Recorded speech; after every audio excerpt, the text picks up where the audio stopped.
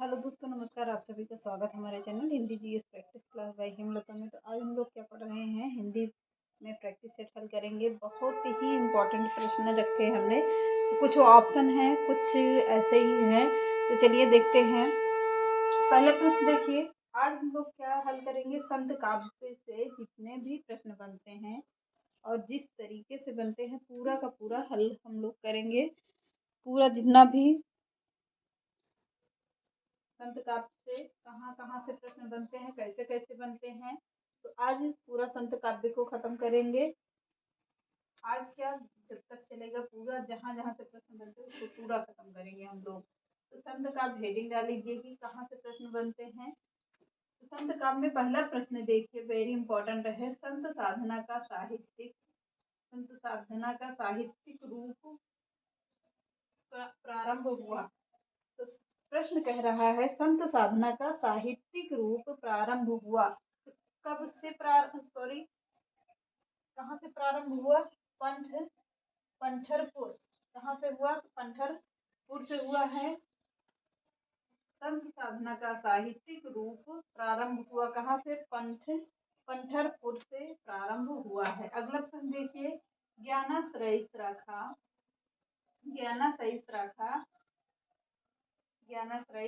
शाखा का प्रमुख संत कवि का नाम क्या है? ज्ञानाश्रय के प्रमुख कवि के कौन होंगे? तो सबसे ज्यादातर वेरी इंपॉर्टेंट है, कौन है? कबीरदास जी माने जाते हैं। तो कौन माना जाता है? कबीरदास जी माने जाते हैं। अगला प्रश्न कह रहा है कबीरदास के गुरु का नाम क्या था? तो कबीरदास के गुरु का क्या नाम था? रामानंद था। क्या नाम था कबीरदास के गुरु का? रामानंद था। प्रश्न कह रहा है, कब बहुत पूछा जाता है, कब कंपटीशन में प्रश्न ऐसे आता है कि कबीरदास के गुरु कौन थे? तो कौन थे? रामानंद थे। सदुक्कड़ी भाषा का आशय है। सदुक्कड़ी भाषा का अर्थ क्या होता है? अनेक भाषाओं का मिश्रण। जो अनेक भाषाओं का ज्ञान किससे था? तो कबीरदास जी को था। किसको था? जिनके अनेक प्रांत में कई प्रांतों के और कई बोलियों को इन्होंने अपने अंदर समाहित किया था, या क्या कहा था? इनके काफी बोलियों का नॉलेज था, ये काफी बोलियां जानते भी थे। तो जिनके अनेक प्रांतीय भाषाओं की बोलियों के शब्दों का मिश्रण हो उसे क्या कहा जाता है? सदुक्कड़ी भाषा कहा जाता है। अगला प्रश्न देखते हैं, रैदास किसके गुरु थे? रैदास किसके गुरु होंगे? रैदास गुरु किसके थे? मीराबाई के थे। किसके थे? मीराबाई के थे। अब इसमें देख लेते हैं, एक तरफ लिख लीजिए संत कवि और एक तरफ गुरु। तो मलुकदास के गुरु कौन थे? पुरुषोत्तम थे। प्रश्न देखिए, मलुकदास के गुरु कौन थे? तो पुरुषोत्तम थे। हरिदास के गुरु कौन थे? प्रागदास थे। लालदास के गुरु कौन थे? गदन चिश्ती थे। कौन थे? गदन चिश्ती थे। तो मीराबाई के गुरु कौन थे? रैदास थे। और मलुकदास के मैंने 3 अलग से राइटर भी लिख दिया उनके गुरुओं को। मलुकदास के गुरु कौन थे? पुरुषोत्तम दास थे। और हरिदास के गुरु कौन थे? प्रागदास थे। लालदास के गुरु कौन थे? गदन चिश्ती थे। अब अगला प्रश्न कह रहा है अंगवधु रचना है। अंगवधु किसकी रचना है? तो दादू दयाल की रचना है। अंगवधु किसकी रचना है? दादू दयाल की रचना है। अब अगला प्रश्न देखिए, यहाँ से तो पूरे कई प्रश्न तैयार होते हैं हमारे। चलिए आगे देखते हैं।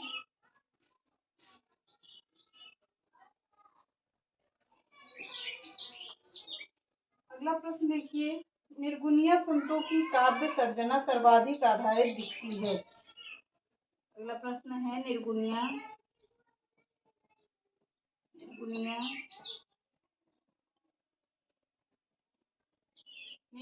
संतों की काव्य सर्जना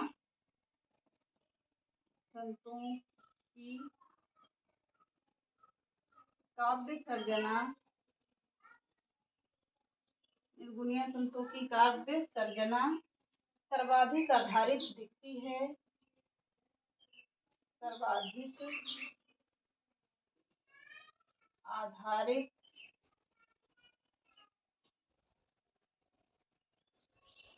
दिखती है। सर्वाधिक आधारित दिखती है। किस पर आधारित दिखती है? नाथों की रचनाओं पर। निर्गुणिया संतों की काव्य सर्जना किस पर दिखती है? तो आंसर क्या होगा? नाथों की रचनाओं पर, नाथों की रचनाओं पर। अगला प्रश्न देखिए, सिकंदर लोदी ने किसके कहने पर कबीर दास को जंजीर से बंधवाकर गंगा में डुबोया था? अगला प्रश्न वेरी इंपॉर्टेंट। सिकंदर लोदी किसके कहने पर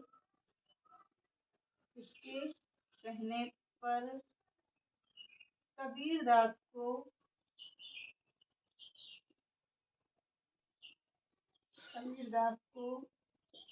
जंजीरों में बांधकर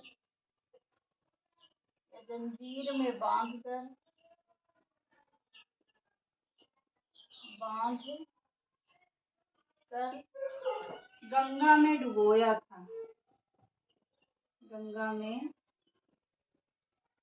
डुबोया था?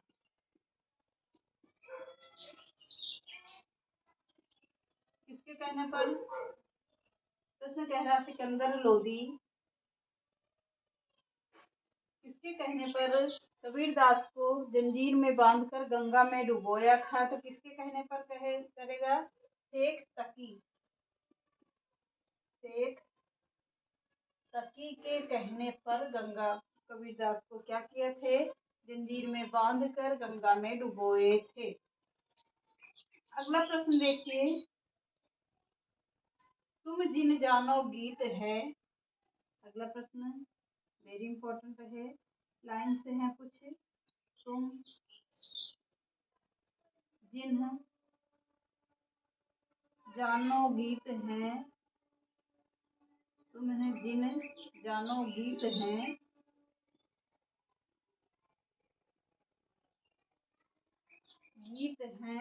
यह निज ब्रह्मा विचार,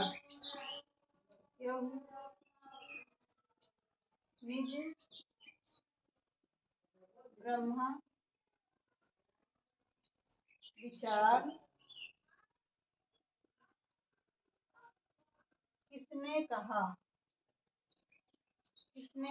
कहा है? तो किसने कहा है? कबीर ने कहा है। आंसर क्या होगा? कबीर दास ने।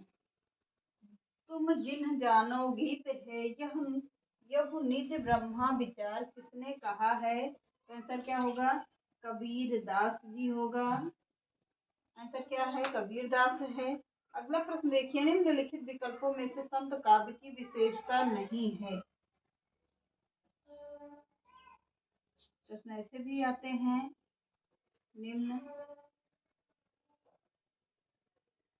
निम्नलिखित विकल्पों में से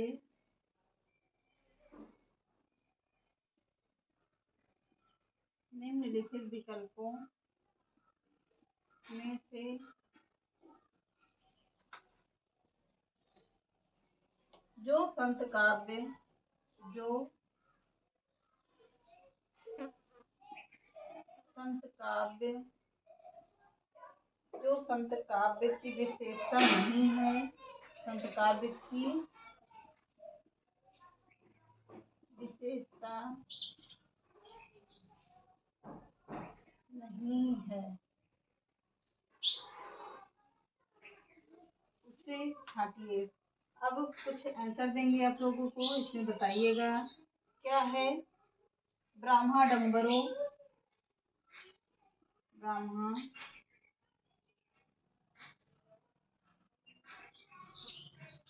एक मिनट,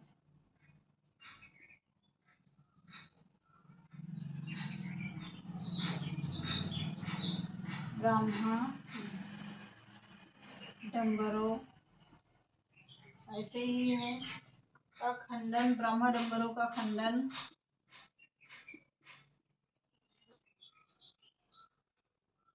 दूसरा ऑप्शन लिखिए, गुरु का महत्व प्रतिपादन, गुरु का महत्व प्रतिपादन,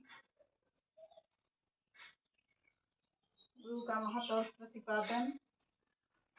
ये ऑप्शन लिखिए, सगुण ईश्वर की उपासना, सगुण ईश्वर की उपासना। अगला आंसर लिखिए, जाति पाति का विरोध, जाति पाति का विरोध, जाति पाति का विरोध। प्रश्न कह रहा है, निम्नलिखित विकल्पों में से जो संत काव्य की विशेषता नहीं है, तो कौन सा संत काव्य की विशेषता नहीं माना जाता है? तो ब्राह्मणों की विशेषता का खंडन यह माना जाता है, गुरु का महत्व एवं प्रतिपादन ये भी माना जाता है, सगुण ईश्वर की उपासना, और क्या है, जाति पाति का विरोध। तो ये माना जाता है, ये सही है, और ये सही है, ये भी सही है। पर इस प्रश्न के अकॉर्डिंग विकल्पों में से संत काव्य की विशेषता नहीं है पूछा जा रहा है, तो इसको ध्यान दीजिएगा, नहीं है कह रहा है, तो नहीं है कौन सा होगा, सगुण ईश्वर की उपासना नहीं माना जाता है। अब अगला प्रश्न देखिए, कबीर किस शासक के समकालीन थे? प्रश्न कह रहा है, कबीर दास किस शासक के समकालीन थे?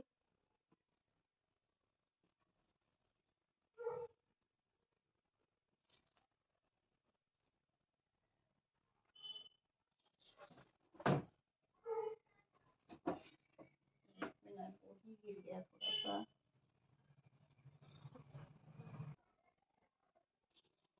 अगला प्रश्न देखिए, कबीर दास किस शासक के समकालीन थे? प्रश्न कह रहा है, कबीर दास किस शासक के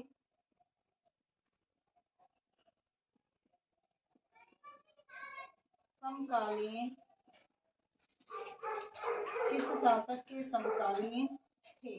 प्रश्न कह रहा है, कबीर दास किस शासक के समकालीन थे? तो किसके थे? सिकंदर लोधी के साथ थे। आंसर क्या होगा?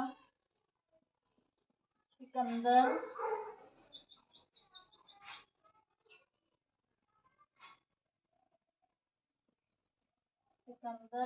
लोधी के समकालीन थे। अगला प्रश्न देखिए, आचार्य हजारी प्रसाद द्विवेदी ने वाणी का डिक्टेटर किसे कहा है? वेरी इंपॉर्टेंट प्रश्न। आचार्य हजारी प्रसाद द्विवेदी ने, आचार्य हजारी प्रसाद द्विवेदी ने वाणी का डिक्टेटर, वाणी का डिक्टेटर किसे कहा है? किसे कहा है? तो किसे कहा है? कबीर दास जी को कहते हैं। वाणी का डिक्टेटर किसे कहते हैं? तो कबीर दास को, कबीर दास जी को कहेंगे। अगला प्रश्न कह रहा है, निम्नलिखित में से कौन सा रामानंद के शिष्य परंपरा में नहीं है? कुछ ऑप्शन भी हो गए।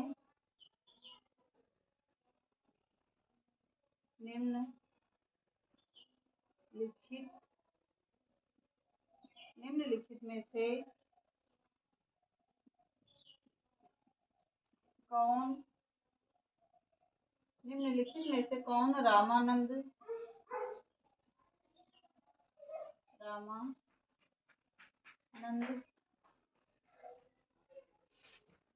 रामानंद के शिष्य परंपरा में नहीं है? रामानंद के शिष्य परंपरा में नहीं है। कौन होंगे? कुछ ऑप्शन दे रहे हैं। कबीर दास पहला ऑप्शन होगा, कबीर दास। दूसरा होगा नरोत्तम दास,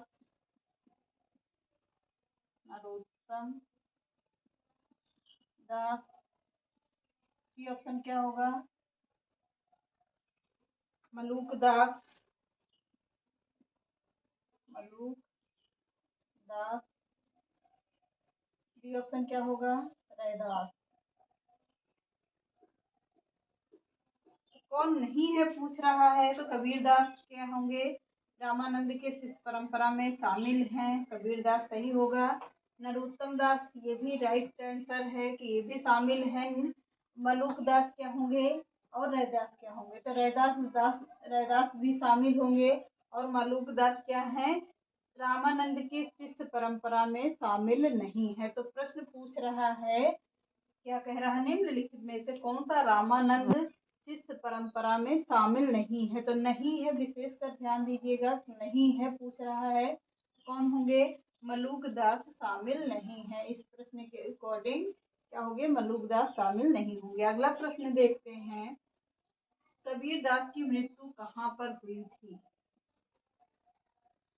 कबीर दास की मृत्यु कहाँ पर हुई थी। प्रश्न कह रहा है कबीरदास की मृत्यु कहाँ पर हुई थी, कहाँ पर हुई थी, तो कह रहे हैं ना, इनके बारे में कहा गया है कुछ कथन, इसको हम लोग कल बताते हैं। मगहर कहाँ पर हुई है, तो कबीरदास की मृत्यु कहाँ पर हुई है, तो मगहर में हुई है। अगला प्रश्न देखिए, संत काव्य नाम किसने दिया। संत काव्य नाम किसने दिया, किसने दिया था संत काव्य नाम, तो चलिए बढ़िया देखते हैं। एक तरफ लिखिए, एक के साथ कई तैयार करवाते हैं, नामकरण, और एक तरफ लिखिए क्या, प्रस्तोता। प्रस्तोता यानी किसने दिया है, कौन सा, ज्ञानाश्रयी शाखा, तो मैंने अभी बताया भी है, ज्ञानाश्रयी शाखा। निर्गुण भक्ति,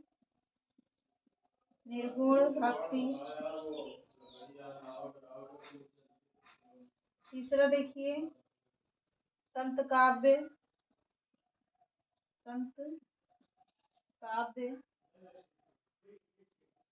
चौथा देखिए, संत काव्य दूसरा है, एक संत काव्य है, दूसरा भी संत काव्य है, इसके राइटर क्या होंगे, अलग अलग होंगे। ज्ञानाश्रयी के साथ किसने कौन होंगे, रामचंद्र शुक्ल हैं, रामचंद्र शुक्ल माने जाते हैं। भक्त निर्गुण भक्ति के कौन माने जाते हैं, हजारी प्रसाद द्विवेदी होंगे, हजारी प्रसाद द्विवेदी होंगे। संत काव्य के कौन हैं, परशुराम कुमार हैं।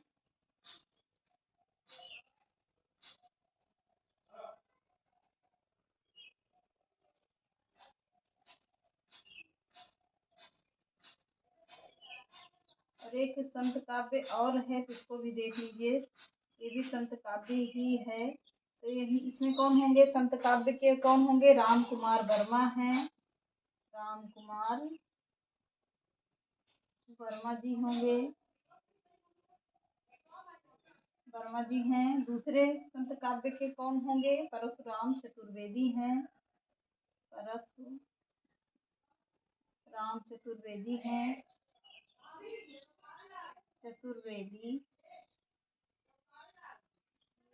अगला देखिए, गणपति चंद्रगुप्त कौन होंगे, गणपति चंद्रगुप्त कौन होंगे, गणपति चंद्रगुप्त। तो पहले के कौन होंगे, ज्ञानाश्रयी शाखा के रामचंद्र शुक्ल माने जाते हैं, दूसरे के निर्गुण भक्ति के हजारी प्रसाद द्विवेदी होंगे, संत काव्य के राम कुमार वर्मा हैं, और संत काव्य के दूसरे परशुराम चतुर्वेदी हैं, तीसरे संत काव्य के कौन होंगे, गणपति चंद्र शुक्ल हैं। तो इसमें कंफ्यूजन भी होती है, अगर इसमें से कोई भी पूछता है संत काव्य के नामकरण किसने दिया है, तो संत काव्य में एक या तो तीनों को दे देगा, एक अलग दे देगा, या तो एक को देगा, सबको अलग कर देगा। तो इसी तरह प्रश्न पूछता है, तो संत काव्य राम कुमार वर्मा का है, एक संत काव्य किसका है, परशुराम चतुर्वेदी का है, तीसरा संत काव्य किसका है, गणपति चंद्र शुक्ल का है। अगला प्रश्न देखते हैं,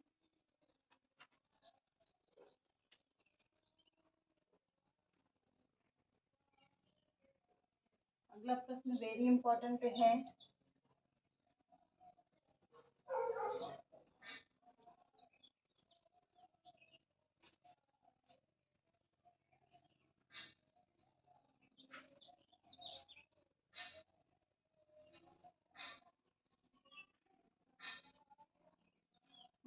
मसी कागज छुए नहीं। मसी कागज, कागज का अर्थ क्या होता है? कागज होता है। कागज छुयो नहीं। मस कागज छुयो नहीं। कलम गयो नहीं हाथ। कलम गयो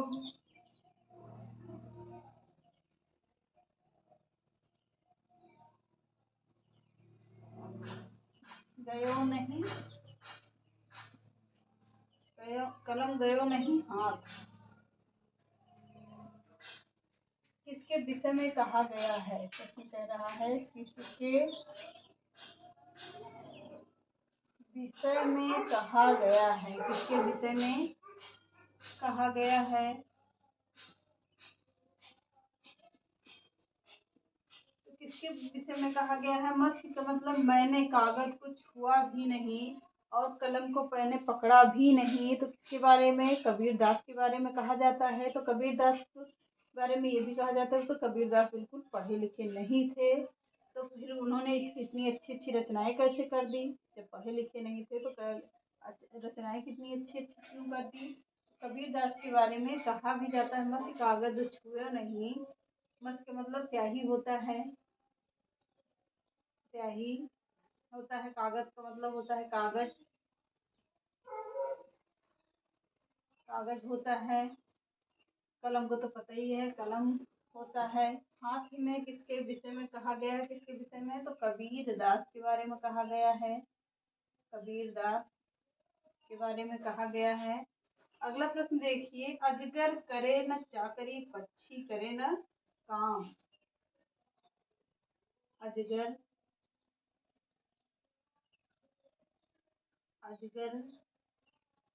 करे न चाकरी,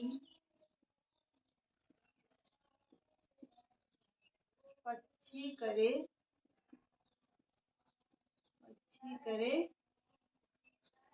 न काम। न काम। किसने कहा? किसने कहा है?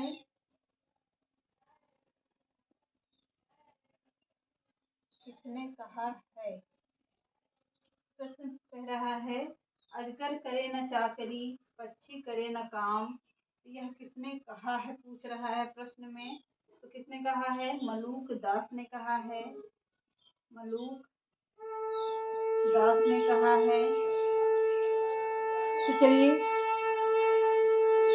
आज के सेशन को यहीं समाप्त करते हैं। चैनल पसंद आए तो लाइक करिए, सब्सक्राइब करिए, ज़्यादा से ज़्यादा लोगों को शेयर करिए। नमस्कार।